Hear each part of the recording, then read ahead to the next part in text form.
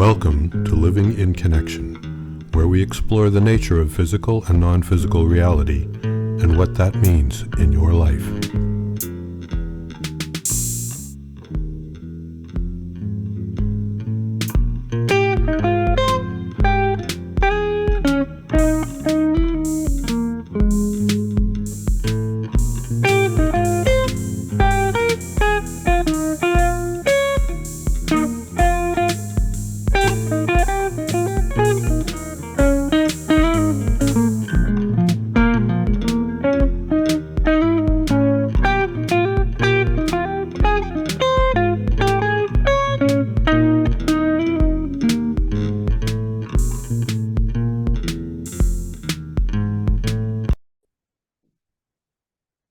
Well, good afternoon and welcome again for another on the ongoing series of discussions. I think this is number 6 between you and I, Frank, Yes, it is. on matters related to guys upstairs and intuitive link communications and wherever else they want to take us.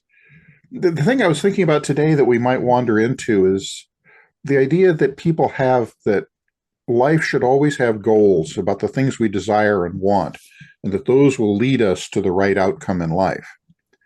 And I know for myself, and I think for you, that's really not the way it works. It's good to have those in the back of your mind, but then life and reality and 3D intrude, as well as guidance, and the places we should go are often quite different than where we think. What do you think?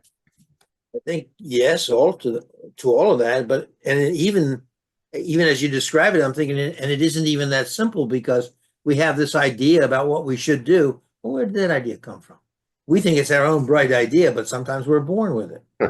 I've often been in awe of people who seem to have been born into life knowing what they're going to do, even professionally. You know, I've always been playing an away game and I don't know what's going on, right?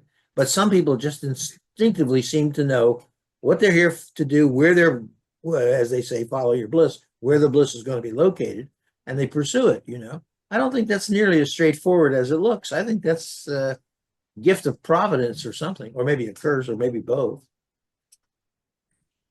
I love your metaphor about always playing an away game. That fits so well. Well, you know very well how it feels. I mean, in fact, we keep harking back to Monroe because I think that's the first time we found a community of people rather than an isolated individual or two. But in fact, everybody there, you know, for the first time, they're playing a home game, and it's just such a difference. Yeah. Well, it so let's feels talk like about you this a found little. home. Say some more about what you're thinking then about goals. Did you come in with a goal? I mean, okay. Now, of course, we have to ask which you. Yeah, but did conscious you come exactly. in with a goal? Well, so let's step back to the first step. One of the things I think I spoke about or alluded to in one of our earlier discussions was that long about 2010, I think it was, I had thought about this and I had felt it many times in my life, but I really got to thinking about how in my mind it's composed of parts. You know, and biologically, we know the brain is made of hemispheres, and then there's divisions, you know, going up and down the brain in all kinds of ways. But whether you think of it in those terms or you think of it in other terms, or, you know, from psychology of the conscious, the subconscious, the unconscious, the ego, the superego, the et cetera, et cetera, et cetera, all the different divisions, I found this place in my mind where I could go quiet enough that I could talk among my parts. And at first that was hard because the parts didn't all speak English. My right brain in particular seemed to speak in imagery and oomph, Yes, for lack of a better word, motivation and whatnot. Actual tactical sensations, that kind of thing. And then the other parts, they were, some of them, like talking to my spine, it's not even really language. It's more like an agreement of some sort. And it's not as complex. You would expect it wouldn't be language because language is sequential. And I think the best way for us to communicate is non-sequential. They don't have language, they don't have words. So beginning in 2010, I tell the story about my car that I needed to buy a new car. My old pickup had died and it was time to buy a new vehicle. And so I was looking at getting either a new turbo diesel Jetta, very highly fuel efficient, or a Prius, or there was a third car I was thinking about. And as things went along, I pretty quickly narrowed it down to the Jetta. And as I sat down and I had this discussion with myself, I realized I had certain attributes as an engineer that I wanted in the car. And I'm very much thinking, a charcoal black car, very certain performance characteristics and other things. But in sitting and talking with my right brain, I asked, what was its desires? What were its criteria? And it only had two. It wanted a red car and it wanted a sunroof. That was it. Okay. It's like, okay. So I went over, it just happened. I went over to the dealership the next day, and here are two Jettas, exactly the right car. One is jet black with no sunroof, and one is bright red with a sunroof. You paid And your that money. day I signed the contract. Yeah. And I ended up with exactly the right car. And it's been a magnificent car. Oh, man. It's the best car I've ever had. Well, in that, I suddenly felt changes in myself about what was the right thing. So going back to your question of how did I feel like I had a purpose? The answer is yes, but it's not so easy as one answer of a purpose. I've always felt ever since I was a little kid that I was connected to everything. Somehow I didn't come into the world disconnected from above and guidance and all the rest of that. I lived in that from the time I was little. And so I think the reason that I used to remember the future, because the door was open always, and I let the information come through. I didn't block it. And I think what happens for folks is they block it as children. You learn to block it, or you're told to, and you learn to. Well, anyway, I didn't do that, at least not until much later. And I don't think I did it because anybody told me, or even I told me. It was just events happened that caused it. And I really wish I could get exactly back to where I was. I've gotten mostly there, but not quite. So in that sense, I always had the feeling that I knew the sweep and whoop of where my life was going. It was over here. And it was a little bit like knowing where the destination is and seeing the landscape. And I don't know exactly how I'm going to get from here to there, but I know in general form where I'm going. I resonate with that. Yes. When I don't think I was even 15 or I don't know. I was very young, and I knew I was going to run for Congress, which is ludicrous in retrospect, except that it worked out very nicely. But I knew I was going to run for Congress. I knew what year it was going to be, and I had no idea what I was doing, which is practically the motto of my life. But I did run. I wasn't even quite 28 years old. I ran in the primary among 6 people, came in fourth. The others were all professional politicians.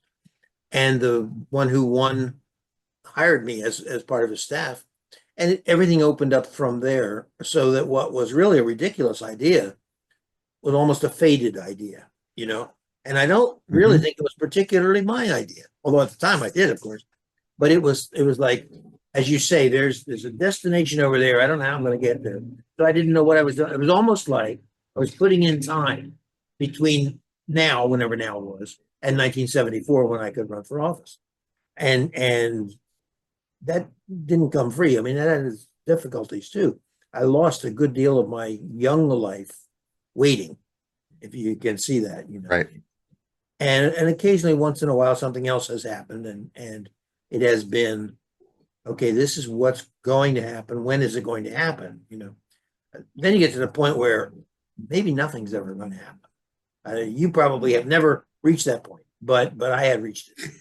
And then it becomes just a matter of playing the game and see what happens. But it can be seem awfully pointless, and just endless too.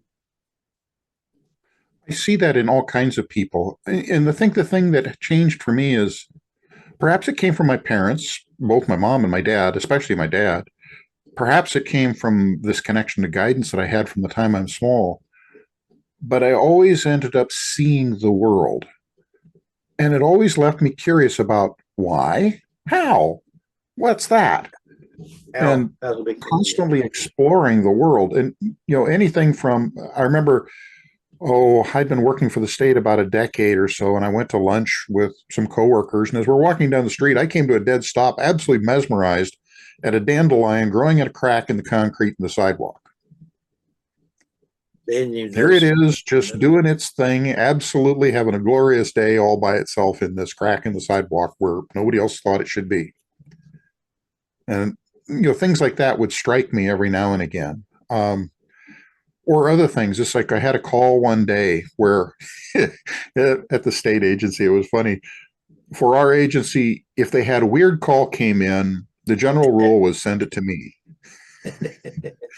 There were two of Gee, us, I wonder why myself and that would Adam be. Bless. Well, Adam Right. was the other guy they would send it to. And he tells a story about Trojan nuclear that's absolutely a riot of this person who called in. In my case, it was one of the calls was a guy who was a vet, and he was living in Bend, Oregon, and he couldn't figure out a certain thing because he was seeing things that nobody else was seeing, and it really concerned him. He was afraid he was sick, and the doctors couldn't help him. And I talked to him for about 3 hours that day, and what was amazing to figure out was he literally was seeing things that other people don't see because for whatever reason his eyes had developed a polarization. So he's seeing in polarized light. And he had very acute vision. And so when he's looking at rocks and things, he's seeing them glint and have colors that other people are not seeing. And it's the thing that geologists know, where they'll use a loupe and use polarized light to look at crystals to identify what they are by how they behave under that light. He was seeing that naturally. And so he's seeing things in the sky that no one else saw. And he Naturally, couldn't he would figure out, think he was. Yeah, yeah. he Naturally, he thought he would was think he was going going loopy. crazy. Yeah. Well, that or that, that it was radioactive or that, any all kinds of theories were coming into his mind. Talked to him for a long time, and it happened he had somebody near him had a pair of polarized glasses, and he tried putting those on, and he found out that, oh yeah, when you turn them at certain angles, basically the world went dark, and it's like Yeah, he sure. now Because they understood what count. his vision was Yeah. and how it was different, and suddenly the world made sense. Well, the reason I tell that story is that people often go through the world seeing these kinds of mysteries and never knowing that they're even seeing them. They quite often never ask the question. And yet, to me, this goes to another part that I think is part of this life journey is quite often when these things come up, it's a part of a serendipity. There was an opportunity that was presented, and it can take you someplace if you're open to it. And Mhm. often for me, the serendipity has been the most important thing about knowing whether I'm on the right path or not. When the Um, serendipities happen, I pay attention. my friend Colin Wilson used to say that he regarded a coincidence or a serendipity as the universe patting you on the head and saying you're going in the right way, you're going in the right direction. Exactly. Well, what did you actually tell him when you had that long conversation? Well, I just mostly what I did is mostly a technical thing of walking him through ways to ask questions and to examine his local environment to where we together figured out that he's seeing in polarized light. Once he understood what polarized light was at all and that he's seeing in it and that other people are not, Sure. now he knows that he sees the world in a different way. It's not better, it's not worse, it's different. And it allowed him to find a new place in the world for himself. That's a very good metaphor because we all see the world differently. You may remember Exactly. Julian James's book way back in 1979, I think it was, The Origin of Consciousness and the Breakdown of the Bicameral Mind. His whole career Mm-hmm. started from him looking at some kind of flower. I think it was the forsythia. And he was wondering if anybody else saw exactly the same way, the same color, and realized there was no way to know because there's no objective way to see. And I'm not sure that's not intrinsic to everybody's life. We're all living a unique life because we're all unique. Even if, I mean, it sounds like a joke to say you're special just like everybody else, but in fact, you're special just like everybody else. Yep. The guys would say the world does revolve around you and should. However, it also revolves around everybody else. So you can't get inflated about it, but you shouldn't sell yourself short either. The fact that you're seeing things different from everybody else does not mean you have defective vision. It also doesn't mean Correct. you're yeah. Well, just going along that line, Vincent van Gogh, in his paintings, there are two big things that were different. He saw flows in the air that other people didn't see. Well, maybe three things. He saw flows in the air other people didn't see. He also saw rings of light around lit objects. And he saw more yellow than other people. Well, the last of those, it turned out, was because he was prescribed a particular medicine that caused him to see predominantly yellow or have it stand out. I didn't know that was possible. The first two, it is. And Yeah, the first two are different yet. So the second, I don't know about the first one for sure, but the second one has to do with him being very nearsighted. And the reason I know he was nearsighted is I saw what he painted. When I was a kid, particularly when I was on the swim team, I lived 3 miles from my high school. I'd ride my 10-speed to school and back. And particularly when I was riding at night, that was when the mercury vapor lamps first came out. And when the mercury vapor lamps first came out, they had this intense, deep blue circular line around them. I could identify them miles away by just seeing that blue circle, knowing that's a mercury vapor lamp right over there. And yet for people with 20/20 vision, they just see that it's a bright spot. They don't see the blue particularly. I didn't realize Later, that when people the- didn't all see that. No, they don't. This is a thing that unless you talk to people, well, let's back up a step. One of the lessons that I learned going through life was that everybody thinks that they're normal, they're average, and everybody else experiences the world the way they do. It's inherent for all of us because it's our norm. I learned through some work experience and becoming a father confessor in several companies. I'm not sure how that happened, but as that happened, I learned very quickly that there is no average, there is no normal. Everybody's unique. Everybody's having a different life experience. And even the same events are very different, viewed from different people in the same room at the same time. But this in particular with vision, we tend not to question what something is that we see. We think everybody else sees it the same way. Like you're saying, that the colors are the same. Well, when you're nearsighted, as I was, very nearsighted, the diffraction of the light through the lens of the eye causes it to be like a prism. It spreads out the colors. And so the distinct blue line of mercury shows up. Later, when the sodium vapor lamps came out, those have a double orange circle. And it's beautiful. It's a gorgeous color and very distinct, kind of a rose orange. Well, anyway, seeing all those all my life, I took that, it's like, okay, I understand what's happening. I know why my eye is seeing this because of who I was technically and all that.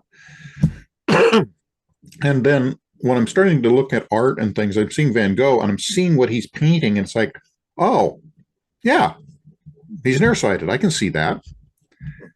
But then he's also painting the flows and the airs and things. And if I paused and I really thought about it, I could see not as strongly as he painted it, but I could see those too.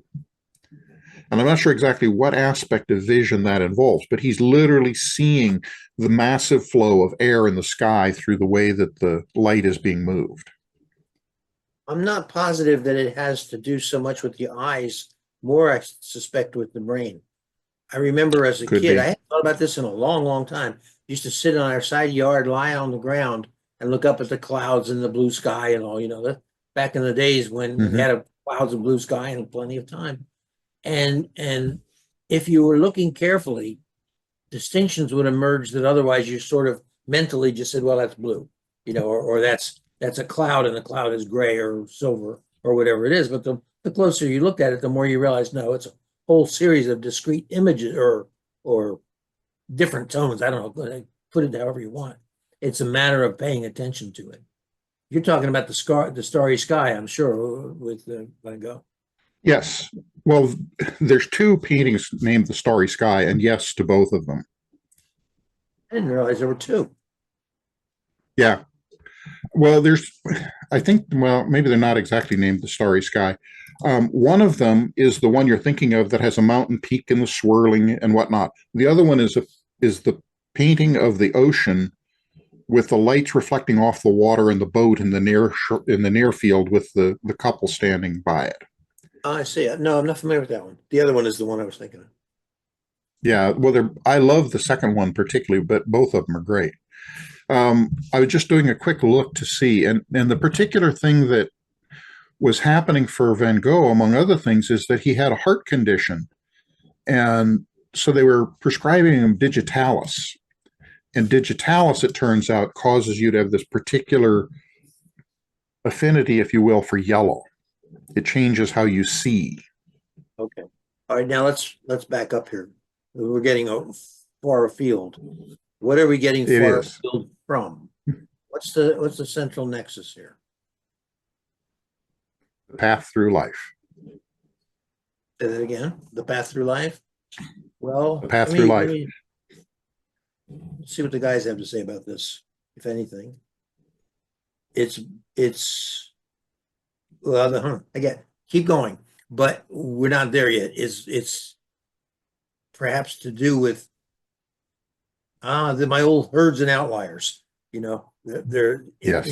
And we are all part of a herd. We are all outliers, and it depends on what we're talking about. In some respects, we're with that herd. In other respects, we're going, oh no. All right, we can talk about that. You want to start? Well, I think where it goes is, at least the thing that I've seen in my life, and this is not listening to my guys at the moment, but one of the things that I've seen is that people have a tendency to either focus into their emotional desires for where they want to go, or into their logical, either one or both, where they will have a distinct place they want to go that didn't come from guidance or their internal sense of where life is taking them or what might best benefit them, but rather from some idea that came, whether from their parents, from someplace else in life, but it's an idea that says, this is the answer. When in reality, that may not be the answer. It might be initially that was, if you head this way, we're going to get to the answer, but that's not it. But we're not going to tell you that at the moment. And as you go along, you find out that you end up taking turns that reveal to you what the path actually was and where you should be going. Well, the guys have often said, and you've heard this a lot, we're always on plan B. No matter what you do, it's not a wrong turn. We can always present you with more options from there, and we will. But we have to sort of back up that question a little bit, because that assumes that they, if not us, have some place they want to go to. I'm not sure that's true. I think it's more like they have a preferred version of ourselves, and as long as we're in that version, they don't care what we do, and they'll help us do whatever it is we want to do specifically. But it would be sort of like, it'd be like a parent saying, leaving off the moral aspects of it, but it would be like a parent saying, I want my child to be honest and intelligent and kind and thoughtful, and I don't care if he becomes an engineer or he does something honest. Sorry, couldn't avoid that one. But it's like that. You know, they're much more concerned, I think, with what we are than what we do. And no matter what we do, they can always steer or suggest. And I think that gets intertwined with what you end up with as sort of a goal, if you will. I think about Mother Teresa, who was an incredible athlete, absolutely incredible athlete, but that was not her life path. It's just a step along the way in her life path.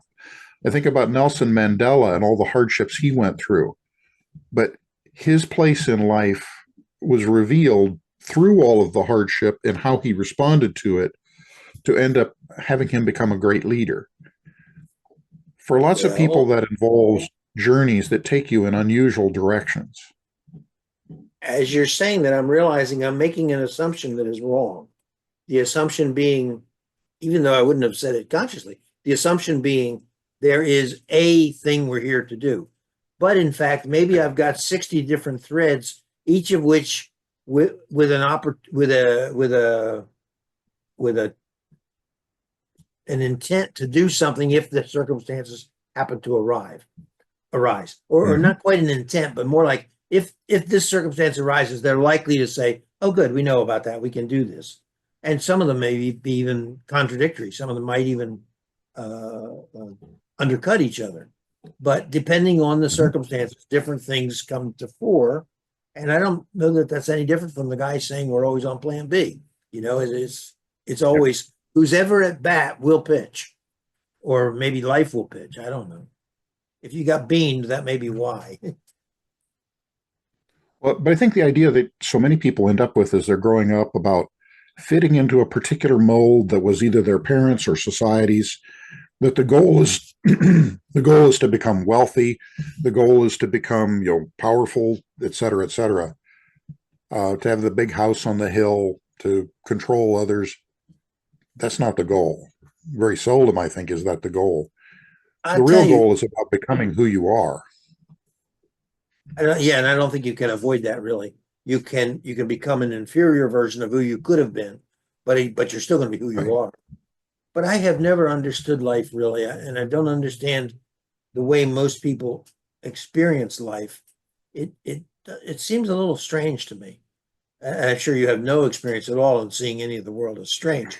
But this particular aspect, it is well, we talked about this briefly when we were talking about illness. It is as if they expected to live forever, and that they were here to fill in their time, punch their card, acquire X, which doesn't have to be a material thing, but whatever it is, acquire it.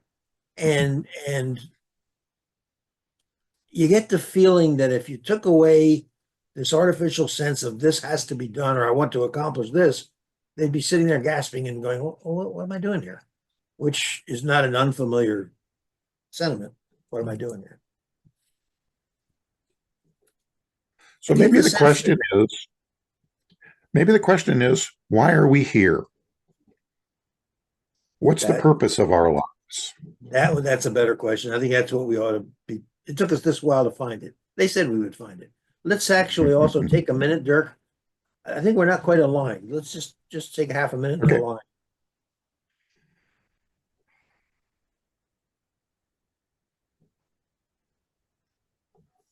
I think it'll go smoother now. Well, part of my issue is, or issue, I'm not sure the right word. Part of what happens for me is that my mind goes in so many directions at once, pursuing every trail and turning over every rock. And I will see connections between them, and sometimes then trying to paint that as a coherent whole in language is quite difficult. I'm sure this is the problem the guys have when they talk to me or talk to you or talk to anybody, is that everything connects with everything else. What do we focus on and what do we ignore? Because ignoring is always a de facto truncation. But let's go to where you said, because I think you're exactly right. The purpose of life. Let me start, and then let's do what we did before. I'll talk a little bit, you talk a little bit, and we'll see what the guys have to say. But perfect. My part of it is going to be talking really about what they have said to me over the years, which is, in their point of view, the purpose of our life is for us to have these various threads embodied together. We're holding the ring. We're teaching them to cohabit, teaching by living, so that at the end of our lifetime, we will have constructed a new consciousness. It'll be comprised of all of the other strands that were already there. They're not changed, but the combination is unique, and the combination can be added to what you might call the human library in the non-3D, and people can then access it. That being so, no, let's just stop there. Let's not go any further. Comment? I think that's perfectly a valid approach. And I think that's one of many molds that I see people go through in life when they finally realize who they are. For me, it's different. What I had the feeling of was my role always had to do with experiencing all of the physical sensations of the world, exploring and understanding, and helping people along the way, and also in that journey, as well as whatever journey they're on,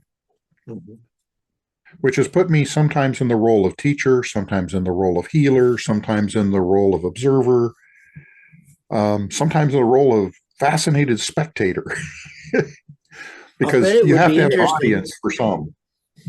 It'd be interesting to know what your life looks like to your non 3D component, which is watching all of this, and it sees the threads as well as the knots in the tapestry, and it knows which pieces came in and out and which ones cooperate. Fascinating is right the word for it. And Right. I have a feeling you don't spend a lot of time being bored. No. As soon as my mind goes idle or life goes idle for whatever reason, invariably there is something that will tickle at me, whether it's something in my mind that I had set aside. Well, one of those is an example I bore people with, but my dad and I talked about everything under the sun for decades. And when I was 17, I had a particular idea about quantum mechanics that disagrees with all of mainstream quantum mechanics. And about that time, life turned a corner and I set a lot of things aside. And that was one of the things that got set aside as I went on and lived life. Did all kinds of amazing things, had a lot of fun. And it's only in the last couple of years that I've turned back in my mind to those discussions, that time, those ideas, and picked them up again. And it's like putting on a pair of shoes that you took off yesterday. They're still right there. Nothing has changed. And it's turned into something that's been an absolutely fascinating exploration for me. There's other times it's other things, silly stuff of, my dad particularly had a silly sense of humor. And so I've written poetry my whole life, and various times I'll go for long periods of not writing anything and various times of writing a lot. Some of it is quite good. Some of it is not good at all, but that's all right. It doesn't matter.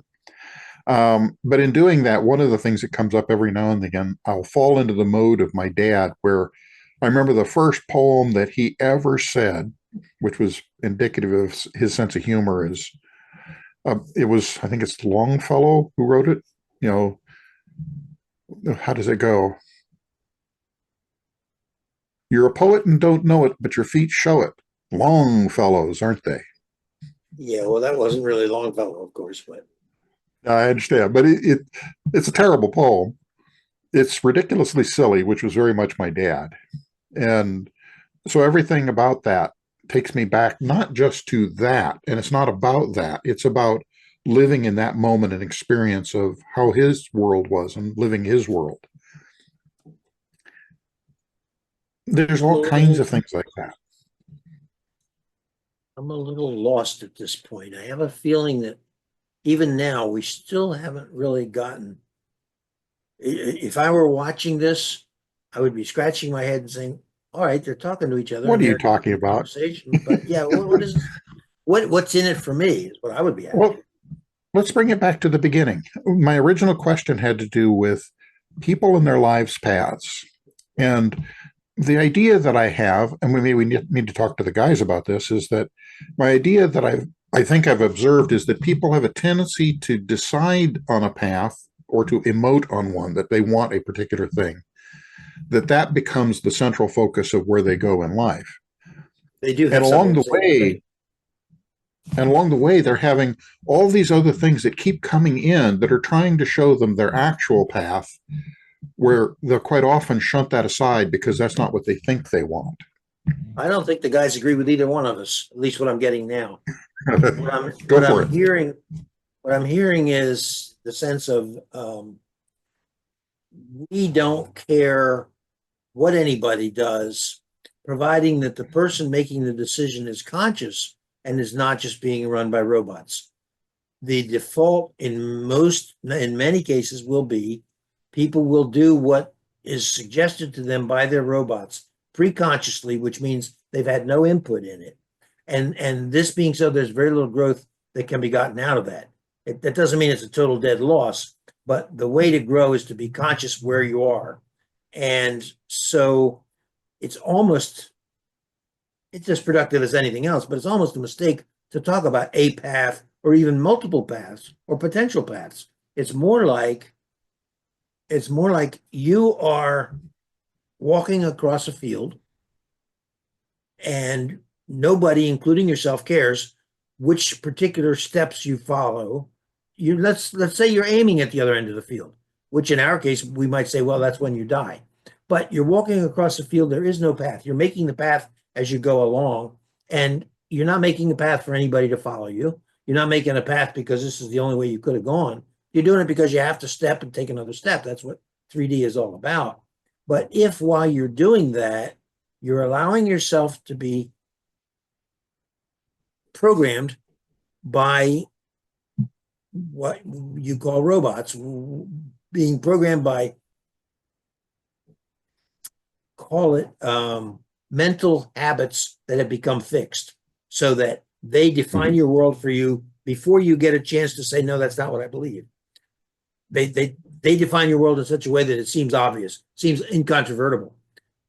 As long as you're doing that, it is reducing your ability to fully live. So we'll come out of this where we went into it, which is to say, we don't nearly as much care about what you do as who's making those decisions step by step. And maybe robots make 6 steps in a row, and then you get a flash of consciousness, and then you go back to robots again. Well, that's not terrible. That's a way to be. It's just it would be richer if you could stay more conscious. All right. So and either go to yourself or to your guys. Talking to you. Well, they're anxious to jump in. I'm not sure where they're going to go. Gee, that would be different. They say what Dirk is inelegantly trying to convey is the idea that in living in the world, you miss most of the world if you don't pay attention. And that in missing that, you miss what your life's purpose is all about. That in seeing all of the things that are there, you have the opportunity to choose within them the world that you want to experience and to share with others. That though there may be paths that lead you to particular outcomes, not just in a destination sense, but in terms of production or doing something or accomplishing something, and those may be of value to you, those are only incidental goals. The real goal is in experiencing and understanding the world and the people in it, and all of the creatures in it as well, and living in fidelity with everything and everyone. And that ties in with what we said earlier. No two of us live in the same world. And so being, in my case, the world that I am trying to stay attentive to is not the same world that you're trying to stay attentive to. Not just a matter of education or even inclination. It's more like there's a limited field of vision necessarily because the world is bigger than any of us. I was having trouble following as they were talking. Did that make sense? Made perfect sense. Okay. Just as an example for anybody who's watching, if you do this, if you engage with talking with guidance and allowing their voice to come through, it, as Frank will sometimes say, it's shaped through the words and ideas that we each have as the tool. But the feeling of it as it's occurring is I'm listening right along with everybody else. And sometimes they will head off in directions that I don't know quite where they're going. And so hearing it, I have to stop and go back and look at it again to actually hear what they said. And you can't do that analysis while you're still perceiving it. So sometimes you get a whole long paragraph. It's perfectly sensible, but you don't know what you just said because you couldn't be there to listen to it and say it at the same time. And right, not a problem. But I'm glad that you mentioned that for anybody who's going to try this, which I hope a lot of people will try, because you don't have to, well, and of course, obviously recording things helps, because then you can, when you listen to it the next time, you won't be the same person. You won't be in the same state of mind. You'll be able to actually grok what it is they told you, or say to yourself, well, I don't agree with that, or it doesn't make sense, or whatever. But for me, myself, I think there's also the caveat of reminding everybody that we have our own sovereignty over ourselves. That in the body. It's not a good idea to have whatever these thoughts are, wherever they come from, direct you without you being the one that's in charge. It would be insane.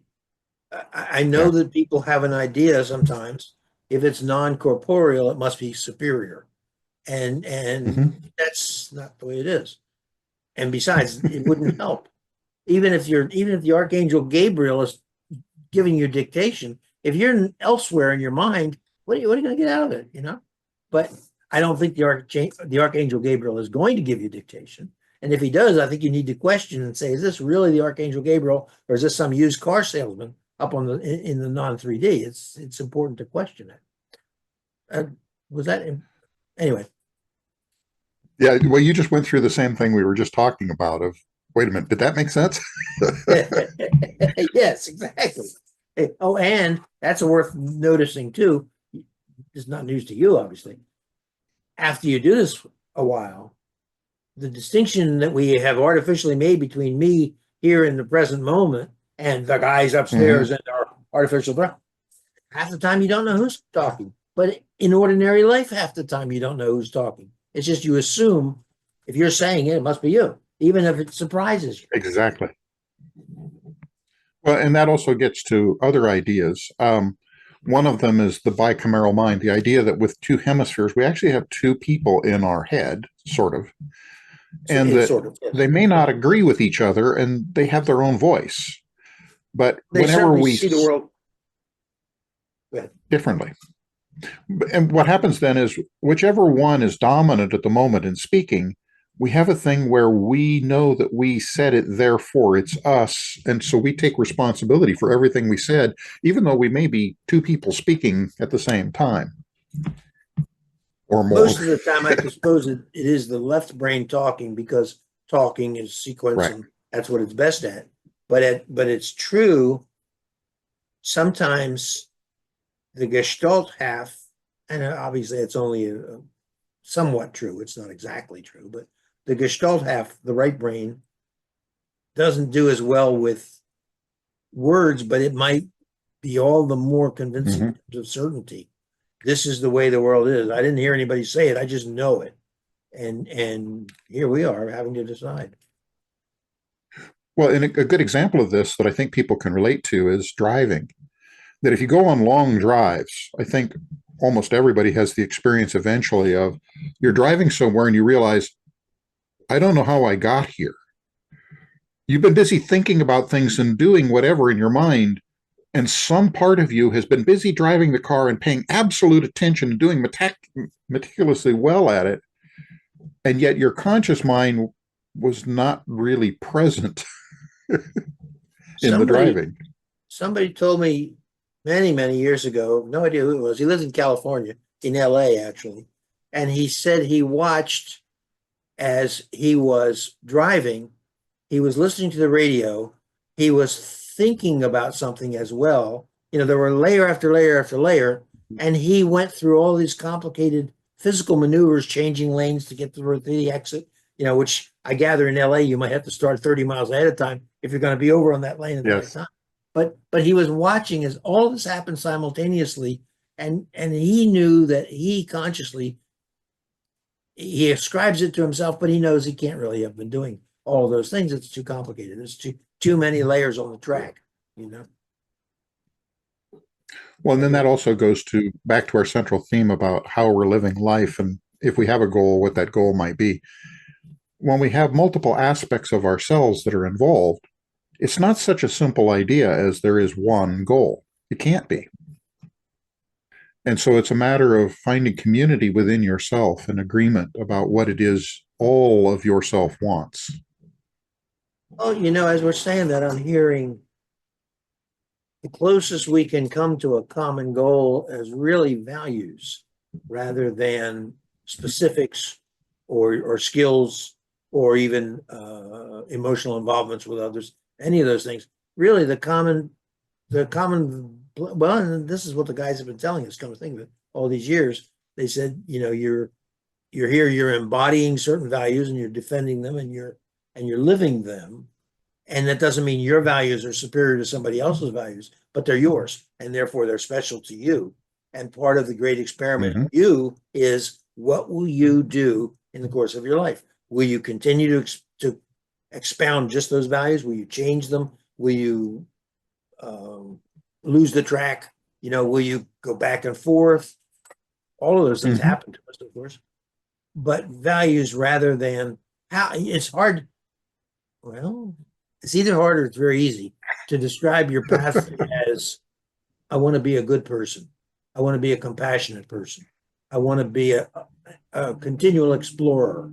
I want to be a path shower, and or anything. You can define it in a million ways. And in a sense, if that's a continuing goal, the way you get there doesn't really make any difference. It might get harder or easier, but it would mean that the externals of your life would be a lot less obvious to people, the meaning behind them, the sense of them, unless they happen to see, oh, this is centered around certain values. If they saw that, then they'd say, well, that's Dirk. He's always interested in what happens, how does it happen, how does it interconnect, where does it go to, blah, blah, blah. And that's me too, in a way, but a whole different set of things. Mine is much more Different view. Yeah. So another aspect of that is like recently I'll stumble into odd topics, and I ended up watching some videos on fretless guitars, and one in particular just absolutely struck me. I have no idea why. I am not a musician. I have only seldom ever even picked up an instrument, and I certainly haven't played them. But I have a fretless guitar on its way. It'll come here in the next couple of days. I have no idea where that's going to go, but I know that for some part of me, this is an important part of my journey. And I'm, in some senses, in my conscious mind at least, I'm an observer about what's about to happen with that. Mm-hmm. And I'm finding that to be quite wonderful. It's a whole different form of the same receptivity that we're using in talking to the guys. It is, I don't necessarily know what's going on, but I'll play, but somebody else is dealing sometimes. Very clear. Well, and I had that different side story, and these all seem to wander around. And that's part of the point of, I think, what we're talking about is that life is this wandering journey. At one point, a dear friend of mine ended up becoming interested in belly dancing, and she picked up belly dancing. And she was a little nervous about the first couple of times she was going to be dancing and whatnot. So she asked me to come to be support and all of that. And very quickly, I got sucked into the belly dance community. And it's like, this was a very strange place, completely an experience outside of my normal world. And it was a wonderful time for, 15, 20 years of, that was one of the aspects of my life, was the belly dance community, completely outside of my normal experience. And at one point, I had a birthday coming up, and I discovered over the years that I would tend to have friends that were in groups. Like my belly dancer friends had nothing to do with my work friends, had nothing to do with my physics friends, had nothing to do with, etc. My existential friends. Well, some of my friends who did know of each other then conspired behind my back, and we had a birthday party for me at a pizza place in Portland. And so I had all kinds of people from these various groups of my life all came together, and it was pizza and belly dance. And it's like nobody had any idea what to expect. They all had a riotous good time. And immediately after, everybody's response was, we need to do this again. Never did.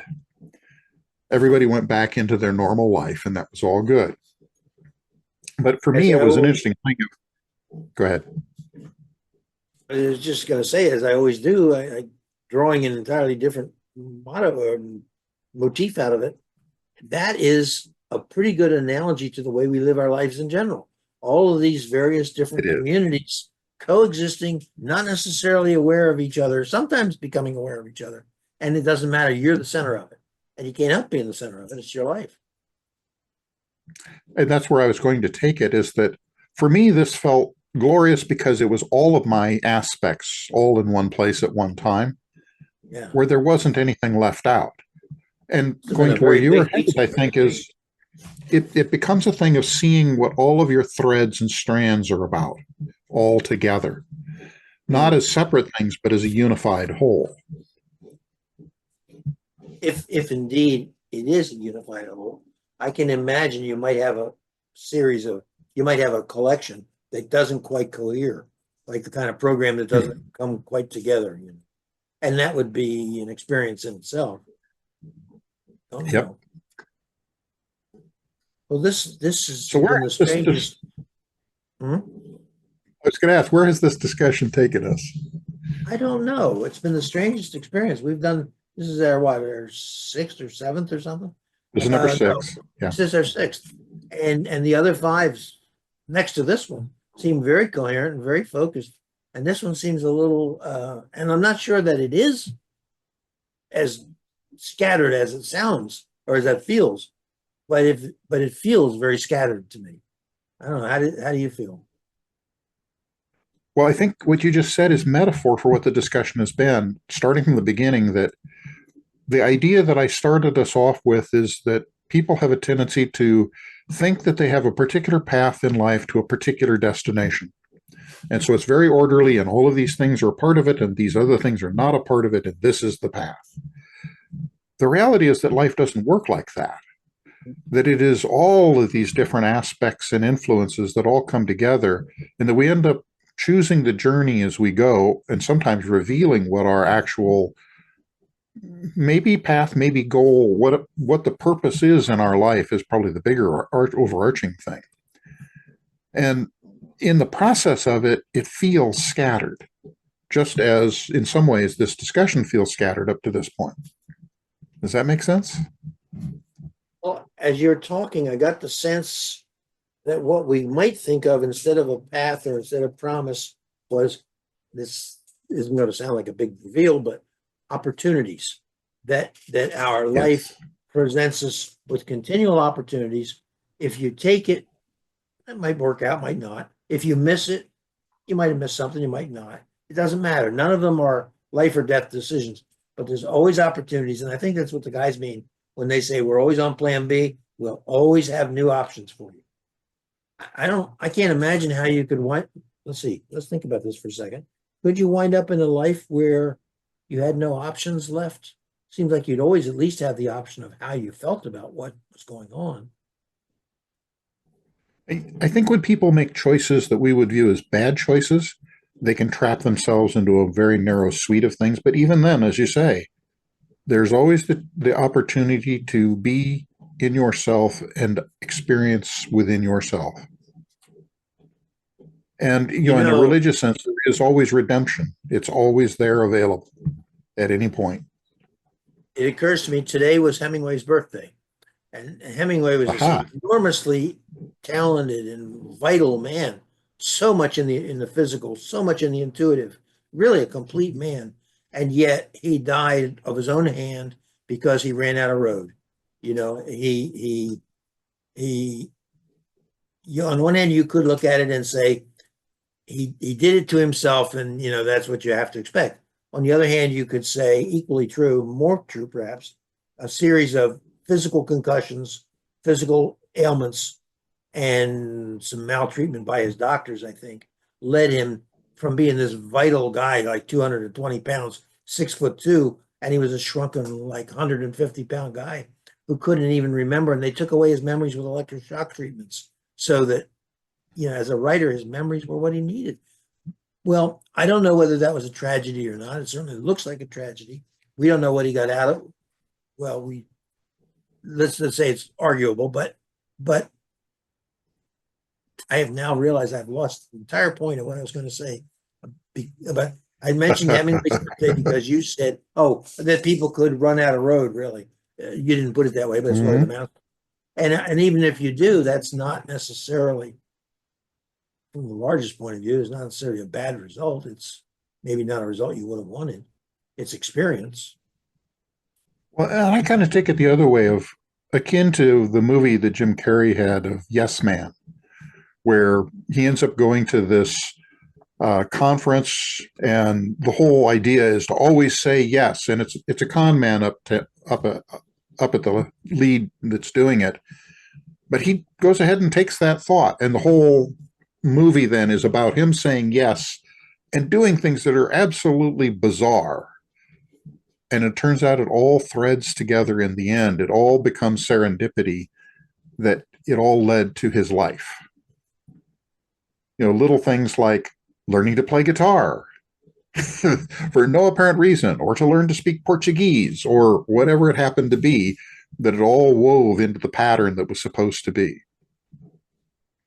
which goes back to which you, because somebody there is deciding which things you're going to say yes to and some not. And sometimes it's a conscious you, and sometimes it's a subconscious, and other times it may be your guys upstairs going, would you please, we're open the road here, would you please take the road, but